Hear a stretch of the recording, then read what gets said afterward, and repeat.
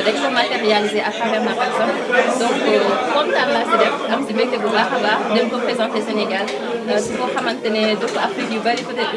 une douzaine de pays Afrique francophone ñoo fa daje ñoo xamante ne dañu ñëw pour la même chose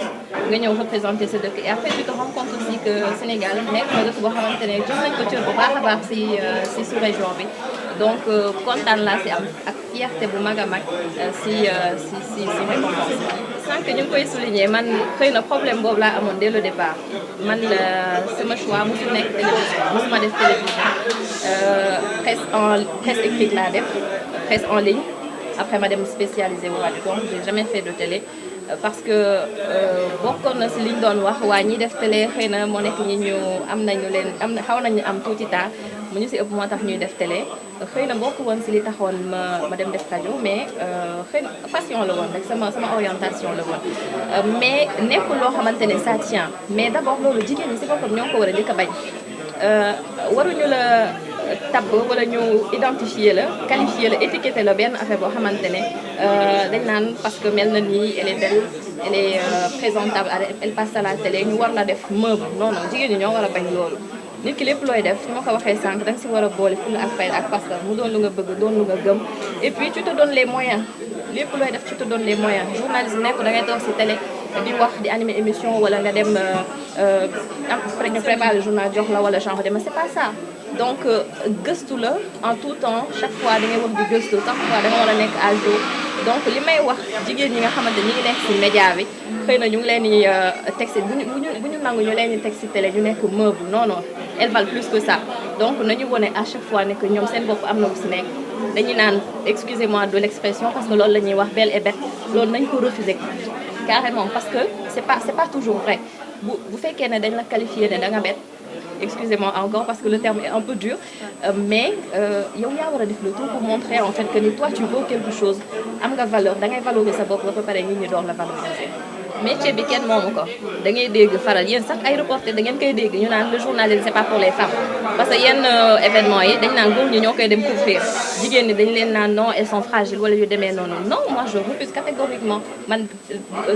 tout le temps bi nga xamante ne nekk naa reporter j'ai été sur le terrain moi j'ai toujours fait du terrain xëy na fii laa commencé def à la télé et présentation et tout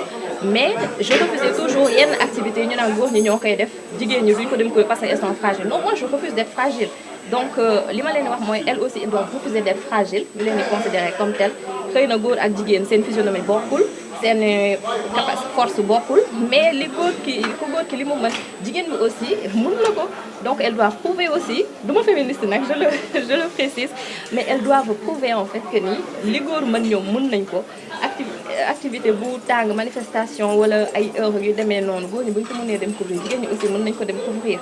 donc bu ñu nangu bàyyi le terrain bàyyee ko góor ñi ni ñu waxee ne sans journalistes yi ils doivent investir les médias les femmes aussi doivent investir les médias et le terrain j'ai eu la chance peut-être jaar ci ay médias yu bëri et oui mine de rien ça fait comme depuis 2013 quand même j'exerce loo xamante ne dund naa ko lu ma marqué loo xamante ne peut-être ñun ñëpp ñoo bokk di ko dund yenn saa yi da ngay dem sur le terrain nga tu es confronté à un refus parfois sax à du mépris nit ñi boo nee journaliste laa rek dañ lay daw après ñu commencé di wax journaliste yi yéen ñëpp a yem journaliste yi duñu wax dëgg dañuy déformer say wax ak yu demee noonu loolu demoon naa ba nga xamante ne doon naa si ressenti benn sentiment de frustration parce que après je me disais man métier bi may def c'est un métier comme tout autre ñeneen ñu nu ñu amee métier boo xamante c'est un métier décent moi aussi je considère que mon métier est décent donc su ma ñëwee di approcher nit ma nit laa comme moom dama koy approcher correctement je lui dis ce que je veux mais après comment luñ ñu doon dawee ça avait commencé à me frustrer vraiment te bokk yenn saa yi nga am ci ay incidents mënul ñàkk parce que nit mën nga wax moom mu ñàkkee la kees nga gis ci sa bopp donc loolu bokk na ci lu ma marqué parce que c'est aussi une occasion de lancer un message à ñi nga xamante ne sénégalais yi nga xamante ne ñoom la ñuy tàll suñu ay micro ñoom la ñuy jàkkaarloo ak suñu ay caméra ne journaliste nekkul métier boo xamante ne ku jug rek nga ne danga koy def non non ay hommes yu dignes ñoo fi nekk des femmes dignes ñoo xamante ne dañu bëgg lu ñuy def am ci yéene bu rafet te bëgg ci aussi am mu nekk seen gagne-pain donc bu ñu jël tout le monde mettre dans le même sac ñëpp yemuñu donc nit ak ku mu mënti doon bu ñëwee ci yow pour bëgg a échanger ak yow sur une question donnée yaatal ko même bu fekkee da ngay bañ sax mën nga ko def avec la manière quoi avec élégance mais pas ñu ñuy dëkkal chaque fois fu ñu dëkkul wala ñu ñuy xaw a maltraité. D'accord, merci.